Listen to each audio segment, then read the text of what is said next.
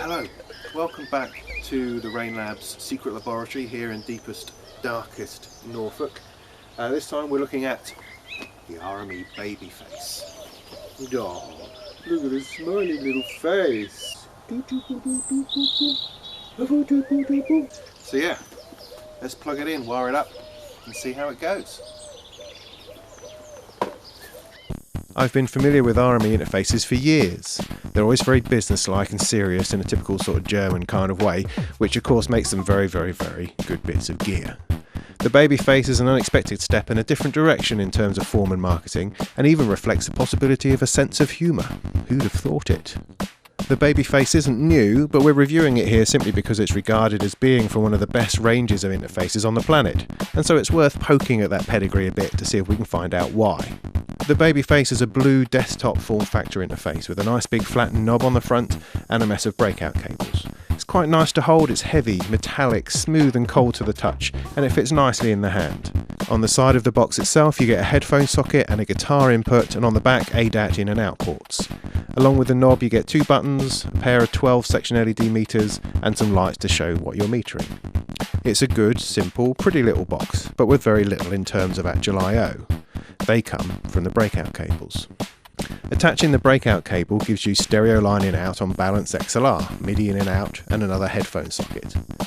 With the breakout cable attached, it sort of loses its charm. It becomes a bit ungainly, unbalanced and clumsy. The weight of all those XLR connectors combined with the connected cables has a real danger of pulling the unit off the desk. I think this hasn't gone unnoticed by RME, as they also include an extension cable so you can move the cables further away, maybe securing them somewhere to reduce the stress on the unit. Something I haven't quite worked out yet is where the mic inputs are. Hopefully we'll stumble upon them in time. Otherwise, a 22-channel interface is made up of 2 analog inputs plus 8 on the ADAT, then 8 outs on ADAT, stereo line out and a headphone out. I think we'll have to delve into the software controls to figure the whole thing out. RME does old school driver installations. There's no installer, just a folder of driver files that you point Windows towards. This might trip you up on the first time, and you'll have to go into the device manager and find the exclamation marked Babyface and then click update drivers and then browse to the driver folder and point it at the right place. You'll also have to restart, and when it boots up, Windows will complain that you're trying to run authorized software in terms of the control panel and the mixer, but provided you tell them that it's okay and untick the ask every time box, you'll be fine. A little more elegance on that from RME would have been nice, rather than assuming the user knows how to sort it all out. At least the issue is acknowledged and explained on their website. So we come to the Babyface software controls. First you have the general settings window in which you can specify buffer size, digital configuration, sample rate and all that jazz. The other window is the newly reworked TotalMix FX. Now I've been installing RME gear for years and the mixer application has always driven me crazy. It's not because it's not any good, it's amazing, but because it would take me ages to work out how to get any sound out of a useful output.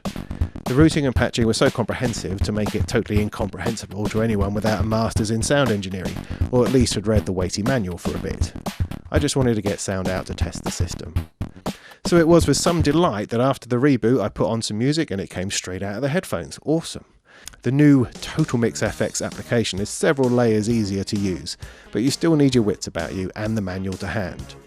If you approach it logically, then you have the hardware inputs at the top, then the outputs from the software, which can then be routed to the hardware outputs at the bottom. You can route stuff all over the place. Hidden away under a tiny FX button are 2 DSP effects, reverb and echo. The hardware ins and outs also have a 3-band EQ. Each channel has an effects end, and then the returners on the main outputs. The TotalMix is undoubtedly a powerful bit of software, although I'm never certain of its usefulness since I'll probably be doing all my routing and mixing in my recording software. But then I like to keep things simple.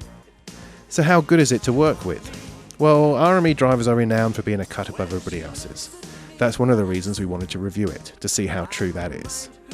With all audio interfaces you can set a buffer, which is like a space in which the processor can sort out the audio stream.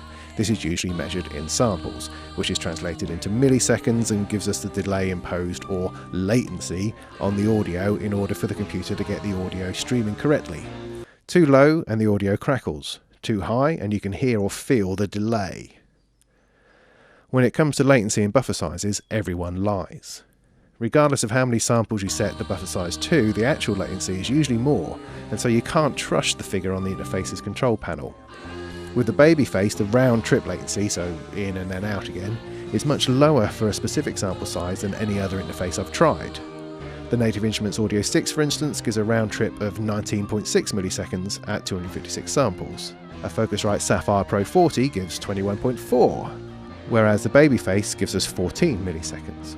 At a reported buffer of 32 samples, the Audio 6 gives 8 milliseconds, whereas at the lowest it would go of 48 samples, the Babyface has given us 4 milliseconds. So what does this mean? Well, it means that the Babyface is capable of running at the lowest latencies I've seen. And that means a tight, perky response to playing virtual instruments and monitoring through the software. But that's not all. If you compare it with other interfaces in terms of audio performance, and we're using our own sort of twisted benchmark combining plug-in counts and virtual instrument polyphony, then we find at the same selected buffer size of 256 samples, the Babyface and the Audio 6 score about the same. But the Babyface is running 6 milliseconds faster. If you compare similar actual latencies, so the Audio 6 is set to 128 samples giving 12 milliseconds, then you're looking at about a 15 and 20% performance gain with the Babyface. The reality is that if we clear the fog of the numbers, then the Babyface will allow you to do more tracks, more effects, and more virtual instruments at the same latency levels as other interfaces. How do they do that? Oh, and I found out about the microphone input. You just have to adjust the gain and the line input becomes a microphone input, complete with phantom power accessible in the TotalMix software. Line input 2 can also be swapped to the guitar input on the side with a click of a button. I had to dig around a bit to make it all work, but it's all there. In conclusion then, the Babyface is not an interface for idiots. It requires a bit of thought to get to grips with a mixer and how it all works, or it's really for those who enjoy reading manuals. The desktop form factor is very pleasing, but the clumsy cables sort of take the sparkle off a bit. Having to swap cables from line to mic input is really annoying. The hardware knob and meters are great, and RME have already used the knob again as a controller for some of their other interfaces. The performance of the unit is fabulous. It excels in maximising the capabilities of your system with professional quality throughout, and it is as rock solid as they come. So yeah, the Babyface. Love all this. Don't like that quite so much. It's $449, a very pro price tag, but its performance is exceptional. It's the best on the planet as far as drivers go, latency, plug-in counts, that kind of thing. So, an awesome product. See you next time.